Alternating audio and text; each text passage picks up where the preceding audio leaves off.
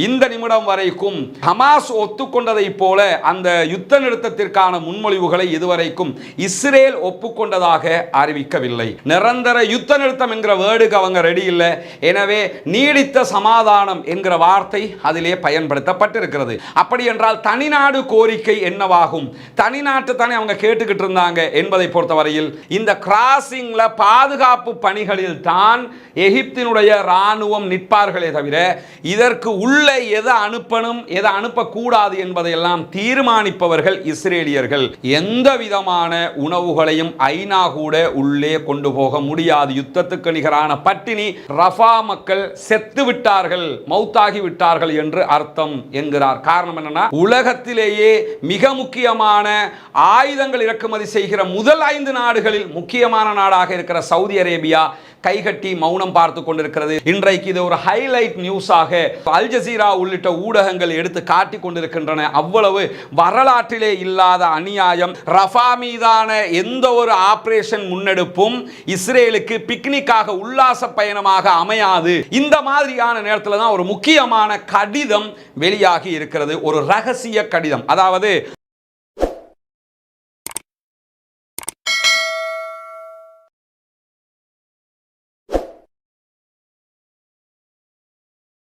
அஸ்ஸலாமு அலைக்கும் வரஹ்மத்துல்லாஹி வபரகாத்துஹு. அன்பிற்கினிய சகோதர சகோதரிகளே, காசா என்கிற ஒரு சிறிய நிலப்பரப்புக்குள் கிட்டத்தட்ட 214 நாட்களாக இஸ்ரேல் என்கிற உலக மகா அயோக்கிய அக்கிரம இராணுவம் தொடர்ந்து பயங்கரவாத தாக்குதல்களை நடத்தி வருவது நமக்கெல்லாம் தெரியும்.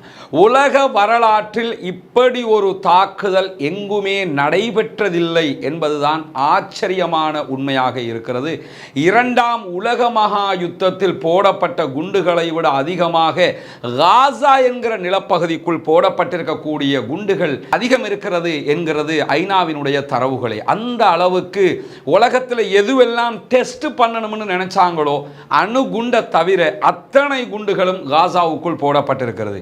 என்ன விதமான ட்ரோன்கள் எல்லாம் தயாரித்திருந்தார்களோ அத்தனை ட்ரோன் அட்டாக்கையும் காசாவுக்குள் செய்திருக்கிறார்கள். ஈவன் பங்கர் பிளாஸ்டர் பாம் என்று சொல்லக்கூடிய கிட்டத்தட்ட 2000 கிலோ எடை கொண்ட குண்டுகளை கூட காசாவுக்குள் போட்டு முடித்திருக்கிறார்கள் என்றால் நம்புறதுக்கே கஷ்டமாக இருக்கிற அளவுக்கு இப்படியெல்லாம் அநியாயம் செய்வார்களா என்கிற ஆச்சரியம் நமக்கெல்லாம் எழுகிறது என்பதை தாண்டி உலகத்தில் நமக்கு தெரியும், இந்த பூனைக்கு கருணை காட்டுவது, நாய்க்கு கருணை காட்டுவது, மிருகங்களுக்கு கருணை காட்டுவது என்றெல்லாம் இந்த மேற்கத்தைய நாடுகள் பலதும் இந்த கருணை தொடர்பாக பொதுவாகவே மனிதாபிமானம் பற்றியெல்லாம் பாடம் எடுப்பார்கள், பேசுவார்கள். ஆனால் அப்படி பேசுகிற மேற்கு நாடுகள் தான் இன்றைக்கு இவ்வளவு பெரிய மனித பேரவலம் நடந்து கொண்டிருக்கிறது, அதற்கு ஆதரவாக நிற்கிறார்கள் என்பதுதான் உலகமே மூக்கின் மேல் கை வைத்து பார்க்கிற ஆச்சரியமான பேருண்மையாகவும் இருக்கிறது. எனவே காசா மக்களை நீங்கள் மனிதர்களாக மதிக்க தேவையில்லை, காசா மக்களுக்கு மனிதத்தன்மை கொடுக்க தேவையில்லை. ஆனாலும் அவர்களை ஒரு உயிரினமாக, ஒரு மிருகத்திற்கு நீங்கள் கொடுக்கிற ஒரு அன்பை பாசத்தை காட்டினால் கூட அவர்கள் உயிர் பிழைத்து விடுவார்கள் என்று பல ஆய்வாளர்களும் ஆதங்கப்பட்டு பேசுகிற நிலை தற்போது மாறி இருக்கிறது. ஏன்னா அவர்களை மிருகத்தின் அளவுக்கு கூட கணக்கில் எடுக்காத காரணத்தினால்தான் அவர்கள் மீது இவ்வளவு படுபயங்கரமான தாக்குதல்களை நடத்தி கொண்டிருக்கிறார்கள். இந்த நிலையில் நமக்கெல்லாம் தெரியும், நேற்றைய தினம் திடீரென யாருமே எதிர்பார்க்காத விதத்தில் நாங்கள் சமாதான பேச்சுக்களுக்கு ஒப்புக்கொள்கிறோம், யுத்த நிறுத்தத்திற்கு ஒப்புக்கொள்கிறோம் என்று அதிரடியாக அறிவித்தது ஹமாஸ். ஹமாஸினுடைய தலைவர் இஸ்மாயில் ஹனியா அவர்களும் அவருடைய சகோதரர் ஹமாஸினுடைய அரசியல் துறை பொறுப்பாளர்களில் ஒருவராக இருக்கிற முஜாஹித் அவர்களும் இணைந்து தோஹா கத்தாருடைய அதிபருக்கு தொலைபேசி மூலமாக இதை அறிவித்திருந்தார்கள், துருக்கிக்கு அறிவித்திருந்தார்கள், அமெரிக்காவுக்கே நேரடியாக அவர்கள் அமெரிக்காவினுடைய பேச்சுவார்த்தையில் கலந்து கொண்டவர்களுக்கெல்லாம் தெரிவித்து விட்டார்கள். இந்த நிலை அறிவிக்கப்பட்டதோடு பாரிய அதிர்ச்சிகளை உண்டாக்கி இருந்தது. ஹமாஸ் ஒத்துக்கொண்டு விட்டார்களா, ஹமாஸ் இதை ஏற்றுக்கொண்டு விட்டார்களா என்பதுதான் ஆச்சரியமாக இருந்தது. காசாவில் இருக்கக்கூடிய சிறுவர்கள் முதல் முதியவர்கள் வரை அத்தனை பேரும் அதை கொண்டாடினார்கள். ஏன், உலகத்தில் இருக்கிற அத்தனை பேரும் கொண்டாடினோம், சந்தோஷப்பட்டோம், மகிழ்ந்தோம், இறைவனுக்கு சுக்கூர் செய்தோம் என்கிறதை இந்த உலகமே பார்த்து கொண்டிருக்கிறது. இந்த நிலையில் இந்த நிமிடம் வரைக்கும் ஹமாஸ் ஒத்துக்கொண்டதை போல அந்த யுத்த நிறுத்தத்திற்கான முன்மொழிவுகளை இதுவரைக்கும் இஸ்ரேல் ஒப்புக்கொண்டதாக அறிவிக்கவில்லை. இஸ்ரேல் தாங்கள் அது தொடர்பான விவகாரங்களை ஆய்வு செய்து கொண்டிருக்கிறோம் என்று அறிவித்துக் கொண்டே இருக்கிறார்களே தவிர நாங்கள் அதை ஏற்றுக்கொள்கிறோம் என்று அவர்கள் அறிவிக்கவில்லை. அப்படி என்றால் எப்படி ஹமாஸ் இதை அறிவித்தார்கள் என்கிற ஒரு கேள்வி இருக்கிறது. அந்த கேள்வியை பொறுத்தவரையில் ஹமாஸ் தரப்பில் இருந்த அதிகாரிகளும் அதே நேரத்தில் இஸ்ரேலுடைய அதிகாரிகளும் அமெரிக்காவின் CIA என்கிற அமெரிக்க உளவு பிரிவினுடைய தலைவர் உள்ளிட்ட அமெரிக்காவினுடைய அதிகாரிகளும் தோஹா கத்தாரில் இருந்து கத்தாருடைய நடுவர்களும் எகிப்தினுடைய நடுவர்களும் என்று பல பேரும் ஒன்றிணைந்த ஒரு வட்டமேசையில் தான் இந்த பேச்சுவார்த்தைகள் முடிவெடுக்கப்பட்டது. நாங்கள் இப்படி வருகிற போது சமாதானத்திற்கு தயார் என்று ஹமாஸ் சொல்ல அங்கு வந்திருந்த இஸ்ரேலிய அதிகாரிகளும் அதை ஒப்புக்கொண்டிருந்தார்கள். எல்லாவற்றுக்கும் மேலாக அமெரிக்காவினுடைய அதிகாரிகள் அதை ஒப்புக்கொண்டிருந்தார்கள். ஜோ பைடனுக்கு இந்த செய்தி சொல்லப்பட்டு ஜோ பைடனும் அதை ஏற்றுக்கொண்டதாக நேற்றைய தினம் ஹலீல் அல் ஹையா அவர்கள் ஹமாஸினுடைய அரசியல் துறை பொறுப்பாளரும் அறிவித்திருந்தார். இப்படி எல்லா தரப்பும் ஒத்துக்கொண்ட நிலையில் தான் ஹமாஸ் அதிரடியாக நாங்கள் இந்த யுத்த நிறுத்தத்திற்கு தயார் என்கிற அறிவிப்பை விடுத்திருந்தார்கள். ஆனால் ஆச்சரியம் என்னவென்று சொன்னால் அமெரிக்கா தரப்பு இதை ஏற்றுக்கொண்டு விட்டதற்கு பிறகு இந்த செய்தியை ஹமாஸ் உடனடியாக பப்ளிக்ல அறிவிக்கும் என்று இஸ்ரேல் எதிர்பார்க்கவில்லை என்று இன்றைக்கு இஸ்ரேலிய பெயர் குறிப்பிட விரும்பாத அதிகாரிகள் சொல்லி இருக்கிறார்கள் என்கிறது ராய்ட்டர், AFP போன்ற செய்தி நிறுவனங்கள். எனவே அவர்கள் இஸ்ரேல் தரப்புல இருந்து நம்ம என்னத்தை சொன்னாலும் அதற்கு ஒத்துக்கிற மாட்டாங்க, இப்படித்தான் நிலைமை போகும், நம்ம நினைச்சதை செய்யலாம் என்று இஸ்ரேல் நினைத்து கொண்டிருந்த நேரத்தில் தான் நாங்கள் 3 கட்டமாக சமாதானத்தை அடைவதற்கு தயார் என்கிற ஒரு நிலைக்கு ஹமாஸ் வந்திருந்தது. குறிப்பாக நம்ம நேற்று சொல்லியிருந்தோம், நிரந்தர யுத்த நிறுத்தம் என்கிற வேர்டுக்கு அவங்க ரெடி இல்லை.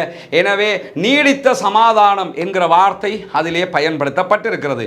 முதல் 42 நாள், இரண்டாவது 42 நாள், மூன்றாவது 42 நாள். இந்த மூன்றாவது 42 நாள் முடிவுக்கு பிறகு தொடர்ந்து 5 ஆண்டுகளுக்கு மீள் கட்டுமானம் என்கிற அடிப்படையில் தான் இந்த சமாதான பேச்சுக்கள் நடைமுறைப்படுத்தப்படும் என்று நேற்றைய தினம் முடிவாக்கப்பட்டு தான் ஹமாஸ் அதை அறிவித்திருந்தார். நிறைய சகோதரர்கள் என்ன கேட்டீங்கன்னு சொன்னா, அப்படி என்றால் தனிநாடு கோரிக்கை என்னவாகும்? தனிநாட்டு தானே அவங்க கேட்டுக்கிட்டு இருந்தாங்க என்பதை பொறுத்தவரையில் தனிநாடு கோரிக்கை தான், தனிநாடு தான் அவர்களுக்கு கிடைக்க வேண்டும் என்பதில் என்ன நிபந்தனைகள்லாம் உள்ளடங்குமோ அதையெல்லாம் தான் அதில் போட்டிருக்கிறாங்க. மொத்தமாக காசாவிலையும் பாலஸ்தீனத்திலையும் இருந்து இஸ்ரேலிய இராணுவம் மொத்தமாக வெளியேற வேண்டும், யாருமே அங்கே இருக்கக்கூடாது, எங்களுக்கு எங்களுடைய நாடு வேண்டும், இந்த காலகட்டத்துக்குள்ள முதல் 42, இரண்டாவது 42, மூன்றாவது 42 நாட்களுக்குள்ளாக மொத்தமாக அனைவரும் வெளியேறிவிட வேண்டும் என்கிற நிலையில் கத்தார், எகிப்து உள்ளிட்ட நாடுகளோடு துருக்கி உள்ளிட்ட நாடுகளும் அமெரிக்காவினுடைய பேச்சுவார்த்தைகளோடு கலந்து எதிர்காலத்திலே ஐநா சபையில் பாலஸ்தீனத்திற்கான தனிநாட்டை அங்கீகாரத்தை கொண்டு வருவதற்கான பேச்சுவார்த்தைகள் தான் அந்த மேசையிலே நடத்தப்பட்டிருக்கிறது. எனவே இராணுவம் மொத்தமாக வெளியேற்றப்படுகிறது என்றால் இந்த யுத்தத்தினால வந்த இராணுவம் கிடையாது, அதை புரிஞ்சுக்கிறங்க. இந்த யுத்தம் ஆரம்பிக்கப்படுவதற்கு முன்பதாகவே வெஸ்ட் பேங்க் பகுதியில் காசாவுக்குள்ள தான் இஸ்ரேலிய இராணுவம் கிடையாது. ஆனால் west bank, Ramallah, west bank பகுதிகள், ஜெருசலம் பகுதிகள் எல்லாம் இஸ்ரேலிய இராணுவம் தான் இருந்து கொண்டிருக்கிறாங்க. இவங்க அத்தனை பேரும் ஒட்டுமொத்தமாக வெளியேற வேண்டும், எங்கள் ஆட்சியை நாங்கள் தீர்மானிப்போம் என்கிற நிலை வந்ததற்கு பிறகு அவர்கள் இதை ஐநாவினூடாக அரசியல் பேச்சுவார்த்தை நடத்துவார்கள்.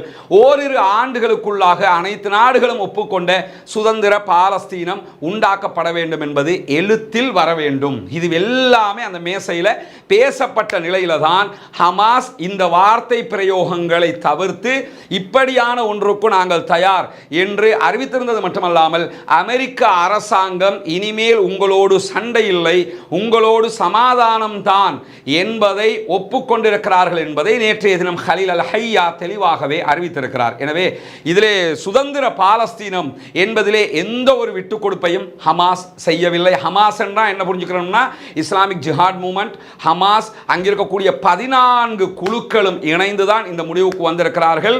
இந்த முடிவிலே எந்த விதமான பின்னடைவையும் அவர்கள் கொண்டு வரவில்லை என்கிற என்கிற நிலையில் தான் நேற்று இந்த பேச்சுவார்த்தைகள் நடத்தப்பட்டு பகிரங்கமாக அவங்க அறிவிச்சாங்க. பட் இதுவரைக்கும் இஸ்ரேல் அதை ஒப்புக்கொள்ளவில்லை. ஒப்புக்கொள்ளாம என்ன பண்றாங்கன்னு கேட்டா, முழுமையாக ரஃபாவை நோக்கிய தாக்குதல்களை அவர்கள் ஆரம்பித்திருக்கிறார்கள் என்பதுதான் இன்றைக்கு வெளியாகி இருக்கக்கூடிய மிக முக்கியமான செய்தியாக இருக்கிறது. அந்த செய்திகளை பார்ப்பதற்கு முன்பதாக நமக்கெல்லாம் தெரியும், பாலஸ்தீனத்திற்கு ஆதரவான ஆர்ப்பாட்டங்கள் உலகம் முழுவதும் பரவிக்கொண்டிருக்கக்கூடிய நேரத்தில் தான் தற்போது பாலஸ்தீனத்திற்கு ஆதரவான மாணவர்கள் போராட்டம் அமெரிக்கா, ஐரோப்பிய நாடுகளை வியாபித்துக் கொண்டிருக்கும் போது ஐரோப்பாவினுடைய நாச்சி கண்ட்ரீஸுக்கும் அது பரவிக்கொண்டிருக்கிறது என்கிற செய்திகள் தற்போது வெளியாகி இருக்கிறது. ஐரோப்பாவினுடைய வடக்கு நாடுகளாக இருக்கிற வடதுருவத்தில் இருக்கக்கூடிய அட்லாண்டிக்கை அண்டிய பகுதிகளில் இருக்கக்கூடிய டென்மார்க் உள்ளிட்ட பல நாடுகளிலும் தற்போது மாணவர் போராட்டங்கள் வியாபித்துக் கொண்டிருக்கிறது. நார்டிக் நாடுகள் பலவற்றுக்கும் இது பரவலாம் என்கிற சந்தேகம் தற்போது எழுந்திருக்கிற அளவுக்கு அங்கே இந்த ஆர்ப்பாட்டங்கள் வலுப்பெறுகிறது. குறிப்பாக டென்மார்க்கினுடைய கோபன்ஹேகன் பல்கலைக்கழகத்தில் பாலஸ்தீன ஆர்ப்பாட்டத்திற்கான முகாம்கள் இன்றைக்கு அமைக்கப்பட்டிருக்கிறது. குறிப்பாக சமூக அறிவியல் பீட வளாகத்திற்குள்ள இன்றைக்கு சுமார் 45க்கும் மேற்பட்ட கூடாரங்கள் அமைக்கப்பட்டு ஆர்ப்பாட்டம் ஆரம்பிக்கப்பட்டிருக்கிறது. இப்படி நார்டிக் கண்ட்ரீஸ்லையும் ஆர்ப்பாட்டங்கள் வியாபித்திருக்கின்றன என்கிற செய்திகளுக்கு அப்பால் தான் தற்போது என்ன நடக்கிறது காசாவில், ஹமாஸினுடைய அறிவித்தலுக்கு பிறகு என்னவெல்லாம் நடந்து கொண்டிருக்கிறது என்பதை பொறுத்தவரையில் ஹமாஸினுடைய அறிவிப்பை உலகமே வரவேற்றுக் கொண்டிருந்தாலும் ஹமாஸினுடைய அறிவிப்பை மீள் பரிசீலனை செய்வதற்கான எங்களுடைய மத்திய குழு இன்றைக்கு கெய்ரோவுக்கு பயணிக்கிறது என்கிறது இஸ்ரேல். கெய்ரோவுக்கு அவர்களுடைய குழுவை அனுப்புவதாக சொல்லியிருக்கிறாங்க. ஏன்னா அவங்க இப்படி ஒன்றை எதிர்பார்க்கவே இல்லைங்க. ஹமாஸ் ஒத்துக்கொள்ள மாட்டாங்க. எனவே நம்ம தாக்குதலை தொடரலாம், நம்ம ஆட்சியை கையில் வச்சுக்கலாம், என்ன நடந்தாலும் இப்படித்தான் இருக்க போகுது என்றுதான் அவர்கள் நினைத்துக் கொண்டிருந்தார்கள்.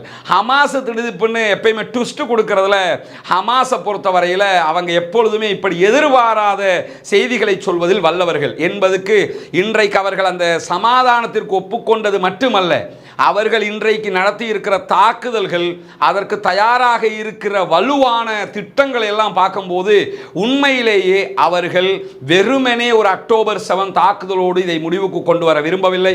இரண்டில் ஒன்று பார்ப்போம் என்கிற நிலையில் தான் நிற்கிறார்கள் என்பதிலும் எந்த மாற்று கருத்தும் இல்லை. எனவேதான் போர் நிறுத்த பேச்சுவார்த்தையை இஸ்ரேல் நாசப்படுத்தி கொண்டிருக்கிறது. நாங்கள் நிறுத்தத்திற்கு தயார் என்பதை உலகத்திற்கு சொல்லிக் கொள்கிறோம் என்கிறார் இஸ்மாயில் ஹனியா. இப்படியான நேரத்தில் தான் நமக்கெல்லாம் தெரியும், இதுதான் ரஃபா கிராசிங்கிறது. இதுதான் இந்த ரஃபா கிராசிங்கிறது இன்றைக்கு இந்த யுத்தம் ஆரம்பிக்கப்பட்ட காலத்தில் இருந்து 214 நாட்களாக ரொம்ப ஃபேமஸாக பேசப்படுகிற ஒரு முக்கியமான பேசுபொருளாக மாறி இருப்பது தான் ரஃபா கிராசிங். இந்த ரஃபா கிராசிங்ல நீங்க பார்க்கிற பகுதி வந்து எகிப்தில் இருந்து எடுக்கப்பட்ட புகைப்படம். இதற்கு அடுத்த பக்கம் வந்து பாலஸ்தீன பகுதி. இங்க நீங்க பார்க்கலாம், இந்த வட்டத்துக்குள்ள நீங்க பாருங்க, இந்த கோடு போடப்பட்டிருப்பது ஒரு பெரும் சுவர். இந்த சுவருக்கு இந்த பக்கம் இருப்பது ஈஜிப்ட், எகிப்தினுடைய பகுதி. இந்த பகுதி பாலஸ்தீனம். இந்த ரெண்டுக்கும் நடுவில் இருப்பது தான் ரஃபா கிராசிங். இந்த ரஃபா கிராசிங்ல தான் இவ்வளவு காலமாக உணவு பிரச்சனை இடம்பெற்றுக் கொண்டிருக்கு. அங்கே கிட்டத்தட்ட 4 கிராசிங்கள் இருக்குது. காசாவுக்குள்ள போகணும்னா 4 தரை வழிகள் இருக்கிறது. ஒன்று கரேம் அபு ஷலேம், இந்த ரஃபாவுக்கு அருகாமையிலேயே இருக்கக்கூடிய பகுதி. ரஃபா இந்த இடத்துல ரஃபா இருக்கிறது. இந்த ரஃபாவுக்கு அருகாமையிலேயே இந்த பகுதிகளில் இருக்கக்கூடியதான் கரேம் அபு ஷலேம். இந்த கரேம் அபு ஷலேம்ல தான் கடுமையான தாக்குதல்களை தற்போது ஹமாஸ் நடத்தி கொண்டிருக்கிறார்கள்.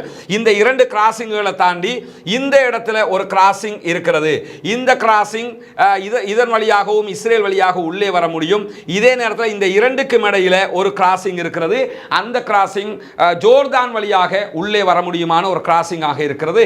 இந்த மாதிரியான கிராசிங்களால தான் உள்ள வர முடியும், இந்த வழிகளால தான் உள்ள வர முடியும்.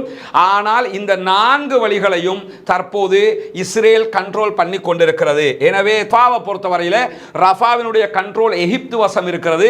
எகிப்து தான் இங்க பாதுகாப்பை எல்லாம் வைத்துக் கொண்டிருப்பார்கள்.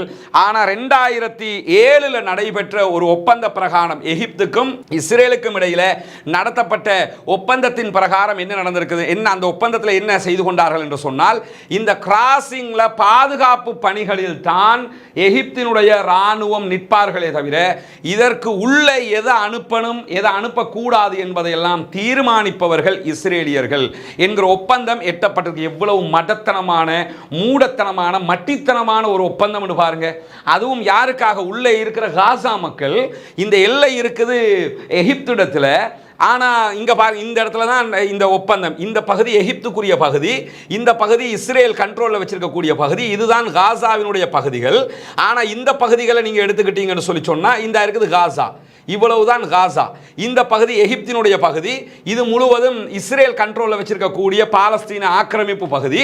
இந்த பகுதிக்குள்ள என்ன போகணுங்கிறத தீர்மானிக்கிறது இஸ்ரேல். ஆனா இந்த கடவை, இந்த இடம் யாரிடத்துல இருக்குதுன்னு கேட்டா எகிப்திடத்துல இருக்குது. நான் நினைச்சா திறந்து விடுவேண்டான்னு சொல்றதை விட்டுவிட்டு நீங்க நாங்க கண்ட்ரோல்ல, வாசலுக்கு நாங்க காவல்காரனா இருந்துக்கிறோம், நீங்க சொன்னா திறப்போம், நீங்க சொல்லலைன்னா திறக்க மாட்டோம். இவ்வளவு காலமாக இதை திறக்காமல் இருக்கிற இவ்வளவு பெரிய மாபெரும் அநியாயத்தை செய்வது அப்துல் ஃபதா சிசியினுடைய எகிப்து என்பதிலே எந்த மாற்று கருத்திலும் நம்ம பல வீடியோக்களில் சொல்லியிருக்கிறோம். அந்த ஆளை பொறுத்தவரை அவர் ஒரு நெத்தன்யாகு தான். அந்த ஆள் அப்துல் ஃபதா சிசி என்ற பெயரில் இருக்கிற நெத்தன்யாகு. அவர் நெத்தன்யாகு எடுத்துக்கிட்டோம்னா அப்துல் ஃபதா சிசி, நெத்தன்யாகு என்ற பெயரில் இருக்கிற அப்துல் ஃபதா சிசி, இப்படி விளங்கிருங்க. அந்த அளவுக்கு மோசமான இரண்டு ஆட்சியாளர்கள். அவர் தான் இந்த பகுதிகளில் உள்ள நுழைய விடாம தடுத்து கொண்டிருக்கிறார். இப்படியான நிலையில தான் ரஃபா வழியாக காசாவுக்குள்ள நுழைகிற பொருட்களுக்கு கண்டிப்பாக இஸ்ரேலுடைய அனுமதி வேண்டும் என்கிற நிபந்தனை 2007 போடப்பட்டதற்கு பிறகு கடந்த 12 மணித்தியாலங்களாக இந்த இடம்தான் மிகப்பெரிய சர்ச்சைக்குரிய இடமாக மாறி இருக்கிறது. அதாவது இந்த ரஃபா பகுதி, இந்த பகுதிகளுக்கு உள்ள இஸ்ரேல் ராணுவம் வராம இருந்த நிலையில ஏன்னு கேட்டா யுத்தம் நடப்பது இதுவரைக்கும் யுத்தம் நடந்து கொண்டிருப்பது நார்த் காசா, சென்ட்ரல் காசா, சவுத் காசா. சவுத் காசாவில் இருக்கக்கூடிய இது சவுத் காசா தான், தெற்கு காசா. ஆனா இந்த பகுதிக்கு அவங்க வராம தான் இருந்தாங்க. இப்ப என்ன பண்றாங்கன்னு கேட்டா நேற்று உடனடியாக அந்த பகுதிக்கு அவர்கள் வருகிற காட்சியை தான் இந்த புகைப்படம் காட்டுகிறது. இதில் நீங்க பார்க்கலாம், இஸ்ரேலிய டேங்குகள், மெர்காவா டேங்குகள் உள்ளே வருகிற காட்சி. இங்க ஒரு டேங்க் உள்ளே வருகிற காட்சியை நீங்க பார்க்கலாம். இங்க ஒரு மெர்காவா டேங்க் வருகிற காட்சியை பார்க்கலாம். இதெல்லாம் ரஃபா கிராசிங்க்கு நெருக்கமாக அவர்கள் வரக்கூடிய காட்சிகள் பதிவாகி இருக்கிறது. இதில் நீங்க பார்க்கலாம், அவருடைய கொடியை வைத்துக்கொண்டே ரஃபா கிராசிங்க்கு வந்துட்டாங்க. ரஃபா கிராசிங் அவர்கள் கண்ட்ரோல் பண்ணி இருக்கிறார்கள். இதுதான் ரஃபா கிராசிங். இந்த ரஃபா கிராசிங்ல இந்த பகுதி பாலஸ்தீனத்தில் இருந்து எடுக்கப்பட்ட பகுதிங்க. இது அடுத்த பகுதி தெரிகிற பகுதி ஈஜிப்ட். இது எடுக்கப்பட்டிருக்கு பாலஸ்தீன பகுதிகளில் இருந்து. இந்த புகைப்படத்தை வெளியிட்டிருப்பதும் இஸ்ரேலிய ஆக்கிரமிப்பு பயங்கரவாத ராணுவம் தான். இவங்க தற்போது இதை தங்களுடைய கண்ட்ரோலுக்கு எடுத்திருக்கிறார்கள் என்பது அறிவிக்கப்பட்டிருக்கிறது. இது கண்ட்ரோலுக்கு எடுக்கப்பட்டதை கடுமையாக கண்டிப்பதாக இன்றைக்கு ஐநா சபை அறிவித்திருக்கிறது. பல நாடுகளும் அறிவித்திருக்கிறார்கள். இப்படி சவுதி அரேபியா கண்டித்திருக்கிறது. எல்லாரும் கண்டிக்கலாம், நானும் கண்டிக்கிறேன், நீங்களும் கண்டிக்கலாம்ல, எல்லோரும் கண்டிக்கலாம். நம்ம எந்த விதமான அதிகாரமற்ற ஆட்சிகளை இல்லாதவங்களே கண்டிக்க முடியும். அவன் ஆட்சியில் உட்கார்ந்துக்கிட்டு கண்டிக்கிறோம்னு சொல்லிக்கிட்டு இருக்கிறாங்க. இந்த பகுதி அவங்க கண்ட்ரோல் பண்ணியிருக்கிறதுனால தற்போது எந்த விதமான உணவுகளையும் ஐநா கூட உள்ளே கொண்டு போக முடியாது. யுத்தத்துக்கு நிகரான பட்டினி காசாவுக்குள் ஏற்பட்டு கொண்டிருக்கிறது என்கிறது ஹமாஸினுடைய சுகாதார அமைச்சகம். இப்படிப்பட்ட நேரத்தில் தான் ரஃபா கடவை என்பது பயங்கரவாதிகள் பயன்படுத்துகிற கடவையாக மாறி இருக்கிறது என்பதால் நாங்கள் அதை கைப்பற்றி இருக்கிறோம் என்கிறார்கள் இஸ்ரேலிய பயங்கரவாத ராணுவம். உலகத்தில் ஆச்சரியம் என்னன்னா, 35,000 பேரை படுகொலை செய்துவிட்டு 80,000க்கு மேற்பட்டவர்களை நிரந்தர ஊனமானவர்களாக ஆக்கிவிட்டு முழு நாட்டை அழித்து நாசமாக்கிட்டு அவர்களுடைய நாட்டையே கைப்பற்றி ஒரு நாடு என்று சொல்லி ஒரு பகுதியை அறிவிச்சுக்கிட்டு அந்த நாட்டில் சுதந்திரத்திற்காக போராடுகிற மக்களை நீங்க பயங்கரவாதிகள், இந்த பகுதியை பயங்கரவாதிகள் கண்ட்ரோலில் இருக்கலாம், அதனால நாங்கள் பிடிச்சிருக்கிறோம்ங்கிறாங்க. இதை உலக மீடியாக்களும் பயங்கரவாதிகள் பிடிச்சிருக்கிறாங்கன்னு CNN, BBC எல்லாரும் இதை சொல்லிக்கிட்டு இருக்கிறாங்க. பாருங்களேன், அப்ப எவ்வளவு கேவலமான ஒரு நிலை இந்த விவகாரத்தில் சர்வதேச சமூகம் நடந்து கொள்கிறது என்பதை பார்த்துக் கொள்ளுங்கள். சர்வதேசத்தில் மனிதநேயமிக்கவர்கள் காசாவுக்கு ஆதரவாக குரல் எழுப்பிக் கொண்டிருக்கிறார். அதே நேரம் இப்படியான மிருகத்தனமான அறிக்கைகளும் வெளிவந்து கொண்டிருக்கிறது என்கிற நிலையில் தான் ரஃபாவில் இருக்கக்கூடிய குவைத் மருத்துவமனை மொத்தமாக நிரம்பி வழிகிறது. ரஃபாவில் மருத்துவமனைகளுடைய நிலைமை படுமோசமாகி கொண்டிருக்கிறது என்கிறார் குவைத் மருத்துவமனையினுடைய டைரக்டர். இந்த மாதிரியான நேரத்தில் காசாவில் பாதுகாப்பான பகுதி என்று சொல்லியே ஒன்று கிடையாது என்கிறார் ஐரோப்பிய ஒன்றியத்தினுடைய வெளியுறவு கொள்கைகளுக்கான செயலாளர். இந்த மாதிரியான ஒரு நிலை தற்போது காசாவுக்குள் ஏற்பட்டிருக்கிறது. அவர் மேலதிகமாக சொல்லும்போது, காசாவில் இருக்கக்கூடிய பாலஸ்தீன குடிமக்கள் தப்பி போவதற்கு காசாவிலே எந்த இடமும் பாதுகாப்பாக இல்லை. எங்கு சென்றாலும் இஸ்ரேலிய குண்டுதான் வீழ்ந்து கொண்டிருக்கிறது. குறிப்பாக ரஃபா பகுதிகளில் மட்டும் 6 லட்சம் குழந்தைகள் இருக்கிறார்கள் என்கிற செய்தி சொல்லப்பட்டிருக்கிறது. 6 லட்சம் பேர் சிறுவர்கள் குழந்தைகளாக இருக்கிறார்கள். இப்பொழுது ரஃபாவில் அவங்க தாக்குதல் நடத்த ஆரம்பிச்சிருக்கிறாங்க. சமாதானத்திற்கு ஹமாஸ் ஒப்புக்கொண்ட பிறகும் அவர்கள் தாக்குதலை தொடர்ந்து கொண்டிருக்கிறார்கள். இதுவரைக்கும் 25க்கு மேற்பட்ட அப்பாவிகள் கொல்லப்பட்டிருக்கிறார்கள், ஷஹீதாக்கப்பட்டிருக்கிறார்கள் என்கிற செய்திகளும் வெளியாகி இருக்கிறது. இந்த மாதிரியான நேரத்தில் ரஃபா கடவையை மூடுவது என்பது, ரஃபா எல்லையை மூடுவது என்பதே மக்கள் கொல்லப்பட போகிறார்கள் என்று அர்த்தம் என்கிறார் பாலஸ்தீனிய தேசிய முன்முயற்சியின் பொதுச் செயலாளர் முஸ்தபா பர்கூத்தி சொல்லுகிற வார்த்தை மிக முக்கியமானது.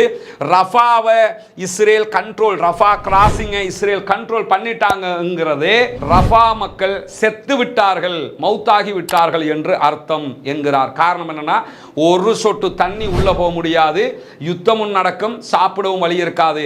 ரஃபாவினுடைய அழிவு என்பது இதற்கு பிறகு இந்த உலகம் நாஜி படையினுடைய ஹிட்லருடைய அழிவை பற்றி பேசாது.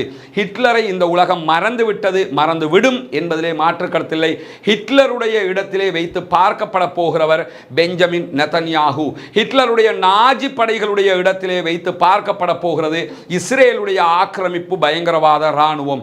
ஆனால் இப்படியெல்லாம் நடந்து கொண்டிருக்கும் போது உச்சகட்ட பலத்தை கொண்ட உலகத்திலேயே மிக முக்கியமான ஆயுதங்கள் இறக்குமதி செய்கிற முதல் 5 நாடுகளில் முக்கியமான நாடாக இருக்கிற சவுதி அரேபியா கைகட்டி மௌனம் பார்த்து கொண்டிருக்கிறது. சவுதி அரேபியாவினுடைய அறிஞர்கள் கேக் வெட்டி கொண்டாடி கொண்டிருக்கிறார்கள்.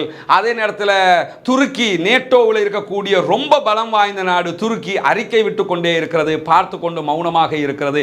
52 அரபு நாடுகள் பார்த்து கொண்டு கைகட்டி அறிக்கை விட்டு கொண்டே இருக்கிறார்கள். அரபு நாடுகளின் கூட்டமைப்பு பார்த்து கொண்டிருக்கிறது, ஒபெக் பார்த்து கொண்டிருக்கிறது, ஓஐசி பார்த்து கொண்டிருக்கிறது, ஐநா சபை பார்த்து கொண்டிருக்கிறது.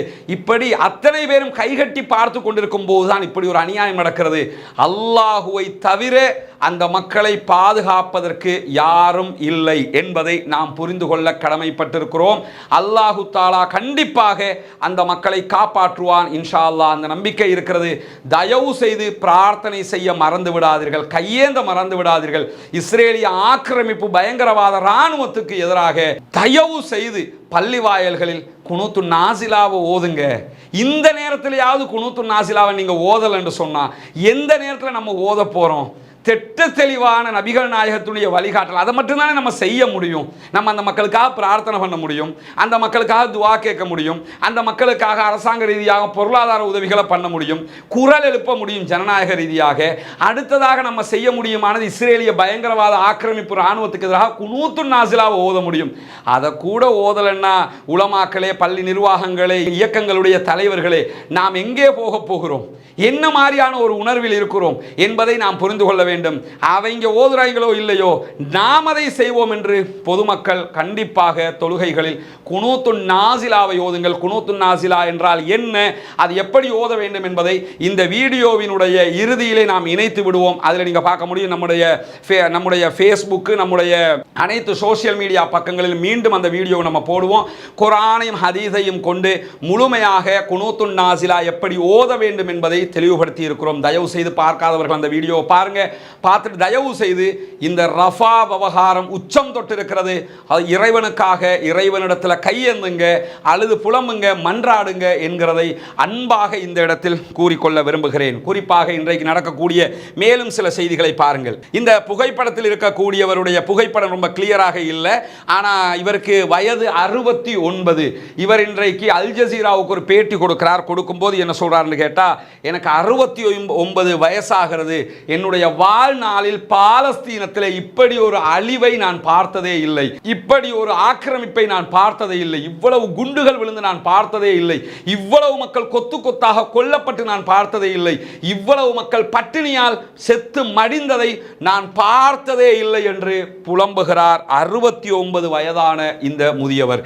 இன்றைக்கு இது ஒரு ஹைலைட் நியூஸாக அல் ஜசீரா உள்ளிட்ட ஊடகங்கள் எடுத்து காட்டிக் கொண்டிருக்கின்றன. அவ்வளவு வரலாற்றிலே இல்லாத அநியாயம் அங்கே நடந்து கொண்டிருக்கிறது என்கிற நிலையில் இஸ்ரேலுடைய பாலஸ்தீன ஆக்கிரமிப்பு நகரமாக இருக்கிற ஹைஃபா, ஹைஃபாங்கிறது அங்கே துறைமுக நகரமாக இருக்கிறது. ஹைஃபாவிலே இன்றைக்கு மேலதிகமான இராணுவ பயிற்சியிலும் இஸ்ரேல் ஈடுபடுகிறது என்கிற செய்திகளும் இன்றைக்கு வெளியாகி கொண்டிருக்கிறது. இந்த மாதிரியான நேரத்தில் ரஃபா தொடர்பாக ஹமாஸினுடைய நிலைப்பாடு என்ன என்பதை பார்த்தால், ரஃபாவுல நேற்றே இஸ்ரேல் தாக்குதலை ஆரம்பித்திருக்கிறது. ஹமாஸும் பதிலடியை ஆரம்பித்திருப்பது மட்டுமல்லாமல் ஹமாஸ் திட்டத்தெளிவான ஒரு அறிக்கை வெளியிட்டிருக்கிறார்கள். Any operation in Rafah will not be picnic for Israeli forces என்று ஹமாஸ் அறிக்கை வெளியிட்டிருக்கிறார்கள். ரஃபா மீதான எந்த ஒரு ஆபரேஷன் முன்னெடுப்பும் இஸ்ரேலுக்கு பிக்னிக்காக உல்லாச பயணமாக அமையாது. கண்டிப்பாக அது அவர்களுக்கு மரண அடியாக மாறப்போகிறது என்பதை இன்றைக்கு ஹமாஸும் வெளியிட்டிருக்கிறார்கள். ஏன்னா ஒன்ன புரிஞ்சுக்கிறங்க, இந்த யுத்தத்தில் எங்கேயுமே அவர்கள் மிலிட்டரி வார்ல ஜெயிக்கல. அதனால தான் பொதுமக்களை கொன்று குவிச்சாவது தங்களுடைய வெறியை தீர்த்து கொள்ள முனைகிறார்கள். அவர்களுடைய மக்களை, அவர்களை பணைய கைதிகளை அவங்களால மீட்டெடுக்க முடியல. தோல்விக்கு மேல் தோல்வியை தழுவி கொண்டிருக்கிற இஸ்ரேல். உலக வரலாற்றில் இஸ்ரேல் இப்படி ஒரு தோல்வியை தழுவியதே இல்லை. அதனால தான் ரஃபாவுக்குள்ள புகுந்து அந்த பொதுமக்களையும் அழிச்சு நாசமாக்கியாவது நாங்க வெறிய தீர்த்துக்கிறோம்னு அந்த ஜியோனிஸ்டுகள் விடாப்பிடியாக நிற்கிறார்கள். அப்படி இருக்கும்போது தான் நாங்களும் அதற்கு தயாராக இருக்கிறோம். நீங்கள் ரஃபாவுக்குள் வருவது உல்லாச பயணம் அல்ல, நாட் பிக்னிக் அப்படின்னு சொல்லி மிக தெளிவாக அவங்க சொல்லியிருக்கிறாங்க. எனவே உள்ளே வந்தால் எங்களுடைய பதிலடி கடுமையாக இருக்க போகிறது என்பதையும் இன்றைக்கு இஸ்ரேலிய ஆக்கிரமிப்பு பயங்கரவாத இராணுவத்திற்கு ஹமாஸ் சொல்லியிருப்பது மட்டுமல்லாமல் அவர்களுடைய படை பலத்தையும் இன்றைக்கு அவர்கள் காட்டியிருக்கிறார்கள். பின்னால் அந்த வீடியோக்களை நம்ம பார்க்க போகிறோம். அந்த வீடியோக்களை பார்த்தா தெரியும் ரஃபா தாக்குதலுக்கு ஹமாஸ் எவ்வளவு தூரம் தயாராக இருக்கிறது என்பதையும். அதைத் தொடர்ந்து இன்னும் சில விஷயங்களை நம்ம இதில் பார்த்துக்கொள்ள வேண்டி இருக்கிறது. குறிப்பாக சைனா கடுமையான ஒரு எச்சரிக்கையை இஸ்ரேலுக்கு விடுத்திருக்கிறது. ரஃபா மீது தாக்குதல் நடத்தக்கூடாது, தாக்குதல் நடத்தினால் சர்வதேச சமூகத்தினுடைய கோரிக்கைகளுக்கு நீங்கள் செவிசாய்க்க வேண்டும், ரஃபா மீதான தாக்குதலை நீங்கள் நிறுத்தணும், காசா பகுதிகளில் இன்னும் கடுமையான பேரழிவை நீங்கள் உண்டாக்கக்கூடாது என்பதை கடுமையாக நாங்கள் உங்களுக்கு சொல்லிக் கொள்கிறோம் என்று சீனா எச்சரித்திருக்கிறது. சீனா, ரஷ்யா, அதே நேரத்தில் ஈரான் போன்ற நாடுகள் ஒன்றிணைந்து மொத்தமாக காசா மக்களுக்காக நின்று கொண்டிருக்கிறார்கள். எனவே சைனாவினுடைய இந்த அறிக்கை என்பது மிக உக்கிரமான எச்சரிக்கையாக பார்க்கப்படுகிறது. அமெரிக்கா இஸ்ரேலுக்கு ஆதரவாக இருக்கிற அதே நிலையில் சீனா, ரஷ்யா போன்ற நாடுகள் பாலஸ்தீனத்திற்கு ஆதரவாக இருப்பது என்பது ஒரு பக்கபலமாக இருக்கிறது என்பதையும் நாம் மறந்துவிடக் கூடாது. இந்த மாதிரியான நேரத்தில் தான் ஒரு முக்கியமான கடிதம் வெளியாகி இருக்கிறது, ஒரு ரகசிய கடிதம். அதாவது இந்த ஓர்ல நீங்க எடுத்துக்கிட்டீங்கன்னா ஹமாஸ் அழிக்கணும், ஹமாஸ் பிராந்தியத்துக்கே பெரிய சாபக்கேடு, ஹமாஸ்னால எங்களுக்கு நிம்மதி இல்லை, ஹமாஸ்னால தான் எல்லா பிரச்சனையும் என்று கூவிக்கொண்டிருக்கக்கூடிய பெஞ்சமின் நெதன்யாகு இஸ்ரேலுடைய பிரதமர், அவருக்கு பக்கபலமாக ஊதுகுழலாக இருக்கக்கூடிய அமெரிக்க தற்போதைய ஜனாதிபதியாக இருக்கலாம், அமெரிக்காவினுடைய அரசாங்கமாக இருக்கலாம், அத்தனை பேருக்கும் செருப்படியாக இந்த கடிதம் வெளியாகி இருக்கிறது. குறிப்பாக வெளியாகி இருக்கக்கூடிய கடிதத்தை வெளியிட்டிருப்பது வேறு யாரும் அல்ல, இஸ்ரேலுடைய பகுதிகளுக்குள்ள இருந்து அல் ஜசீரா வெளியேற்றப்பட்டாலும் அல் ஜசீராவை போன்று நியாயமாக ஓரளவுக்கு அங்கு இருக்கக்கூடிய செய்திகளை விமர்சன கண்ணோட்டத்தில் பார்த்து வெளியிட்டு வரக்கூடிய ஒரு ஊடகம் எடியோத் அஹ்ரோனோத். எடியோத் அஹ்ரோனோத் என்கிற இஸ்ரேலி மீடியா தான் இந்த கடிதத்தை வெளியிட்டிருக்கிறது. இது வேறு எந்த கடிதமும் அல்ல. 2018ஆம் ஆண்டு, ரொம்ப தொலைவெல்லாம் கிடையாது, 2018 இஸ்ரேலுடைய அப்போதைய பிரதமராகவும் இருந்த பெஞ்சமின் நெதன்யாகு கத்தாருடைய மன்னருக்கு எழுதிய கடிதம். அந்த கடிதத்தில் அந்தால் என்ன எழுதுறாருன்னு கேட்டா, நீங்கள் ஹமாஸினுடைய அரசாங்கத்திற்கு, ஹமாஸுக்கு மாதா மாதம் $30 மில்லியன் கொடுக்க வேண்டும்.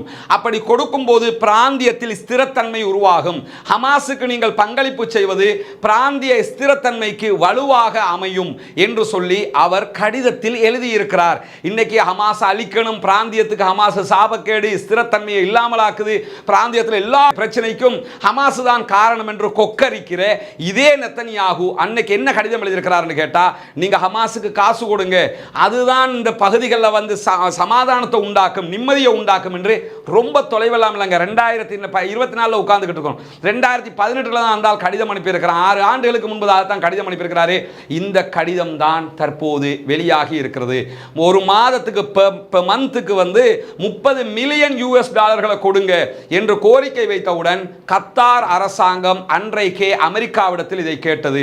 அமெரிக்க அரசாங்கமும் ஆமா நீங்க கொடுங்க, நீங்க ஹமாஸுக்கு பணம் கொடுப்பது தீவிரவாதத்திற்கு உதவுவதாக அமையாது என்று சொல்லி அவர்களும் ரிப்ளை பண்ணி இருக்கிறாங்க. குறிப்பாக அன்றைக்கு இருந்த அமெரிக்காவினுடைய ட்ரெஷரி செயலாளராக இருக்கக்கூடிய ஸ்டீவ் முனுச் தான் இதற்கான அனுமதியையும் கொடுத்திருக்கிறார் என்கிற செய்திகளை எடியோத் அஹ்ரோனோத் தற்போது வெளியிட்டு இருக்கிறார்கள். இந்த செய்திகளும் என்ன காட்டுதுன்னு கேட்டா, இவன் யாருங்கிறத காட்டுகிறது. ஹமாஸ் பயங்கரவாத அமைப்பும் அல்ல, ஹமாஸுக்கு கத்தார் உதவுவது பயங்கரவாதமும் அல்ல என்பதை திட்டத்தெளிவாக உணர்த்துகிறது. மட்டுமல்லாமல் நமக்கெல்லாம் தெரியும், ஹமாஸினுடைய சுதந்திர போராளிகளுக்குரிய சம்பளத்தை மொத்தமாக வழங்குவதே கத்தார் தான் என்பதை தனி வீடியோவாக ஏற்கனவே நம்ம விவரமாகவே போட்டிருக்கிறோம். அந்த அளவுக்கு கத்தாருடைய உதவிகள் ஒத்தாசைகள் இருந்து கொண்டிருக்கிறது. அது தொடர வேண்டும் என்பதுதான் அனைத்து மனிதநேய விரும்பிகளுடைய எண்ணமாகவும் இருக்கிறது என்கிற நிலையில் தான் இன்னும் ஒரு முக்கியமான செய்தி வெளியாகி இருக்கிறது. அந்த செய்தியை நீங்க பார்க்க முடியும். பிரஸ் டிவி இந்த செய்தியை ஆங்கிலத்தில் வெளியிட்டிருந்தாலும் இந்த செய்தியை ஆரம்பமாக வெளியிட்டிருக்கக்கூடிய நிறுவனமாக இருப்பது ஜெர்மனில் இருக்கக்கூடிய ஒரு வார இதழ் வீக்லி மேகசினாக இருக்கிற ஸ்பைஜல் தான் இந்த செய்தியை வெளியிட்டிருக்கிறாங்க. அதை மொழிபெயர்ப்பாக தஸ்னீம் நியூஸ் வெளியிட்டிருக்கிறாங்க. அதனுடைய ஆங்கில செய்தியை பிரஸ் டிவி வெளியிட்டிருக்கிறாங்க.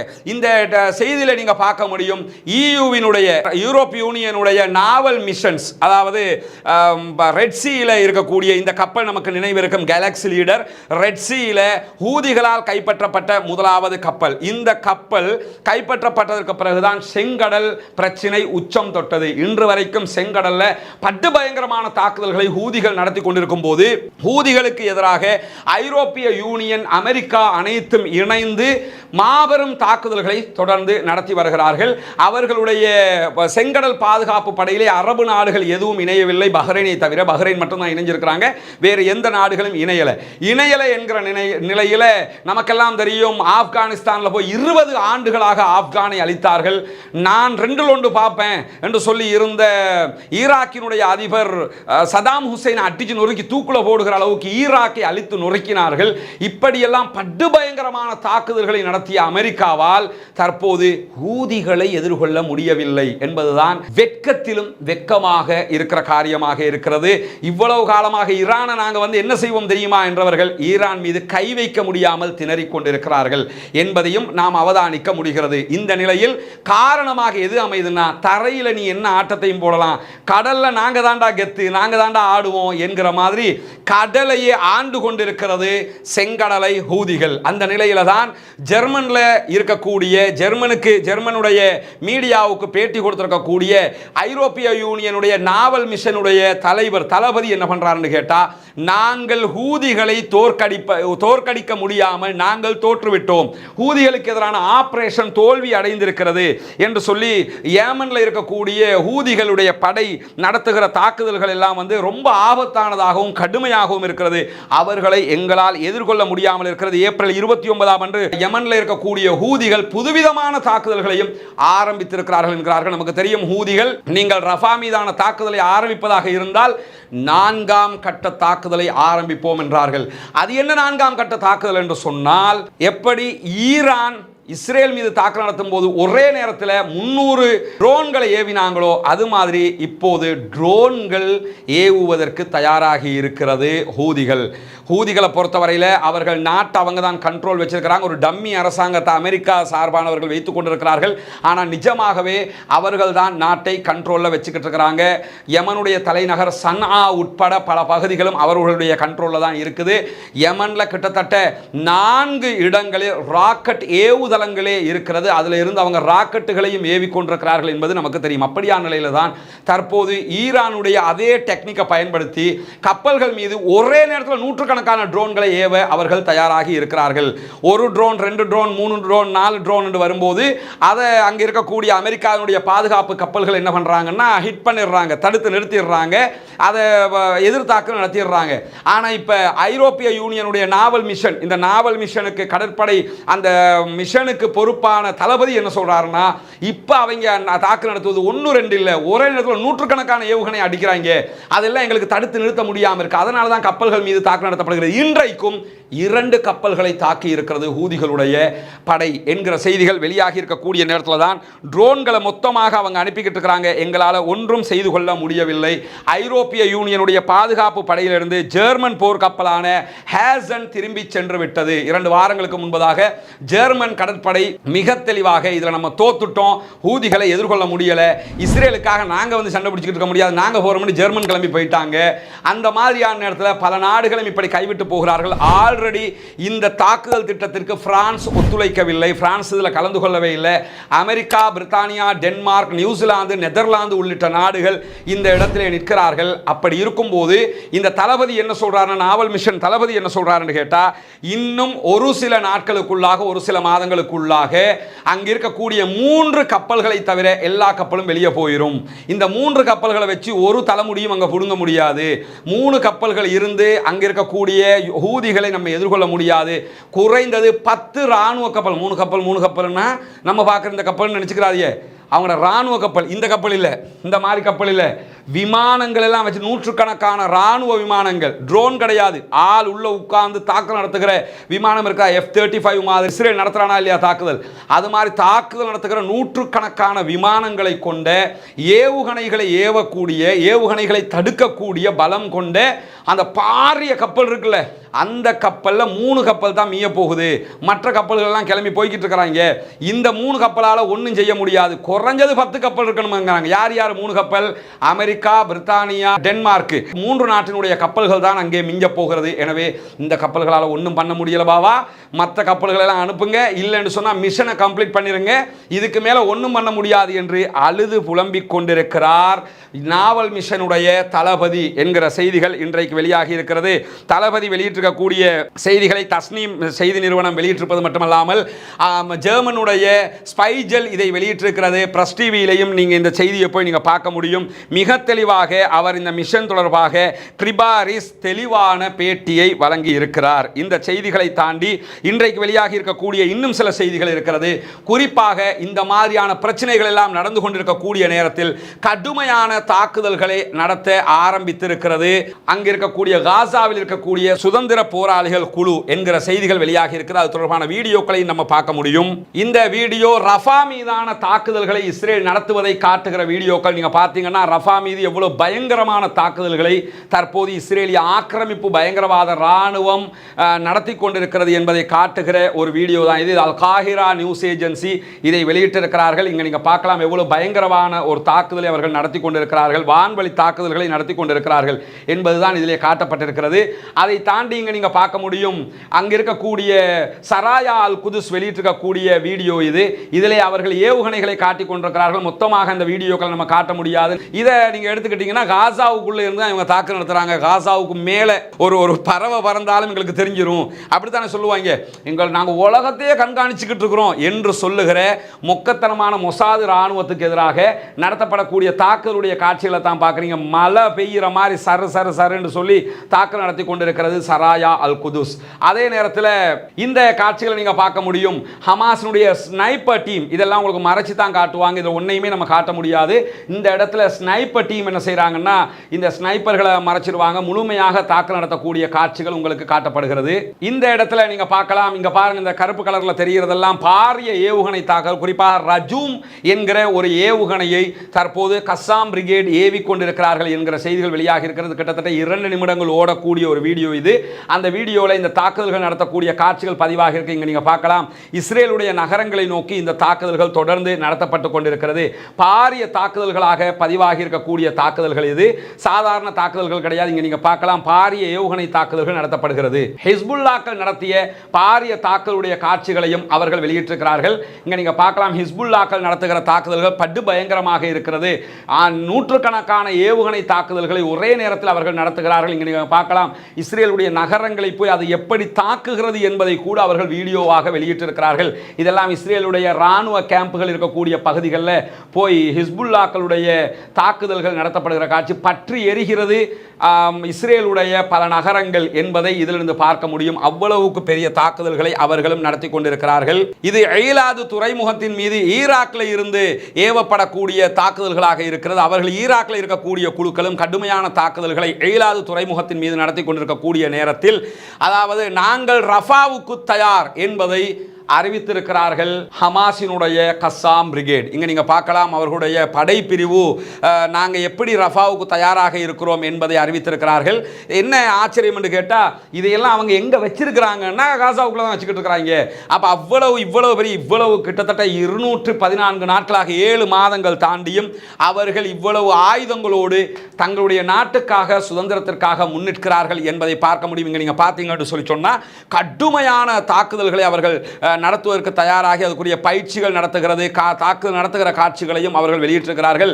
எவ்வளவு படுபயங்கரமான ஒரு தயாரிப்பில் அவங்க இருக்கிறாங்க என்பதை இது காட்டுகிறது. நூற்றுக்கணக்கான ரஜூம் வகை ஏவுகணைகளை ஏவிக்கொண்டிருக்கிற காட்சிகளை வெளியிட்டிருக்கிறார்கள்.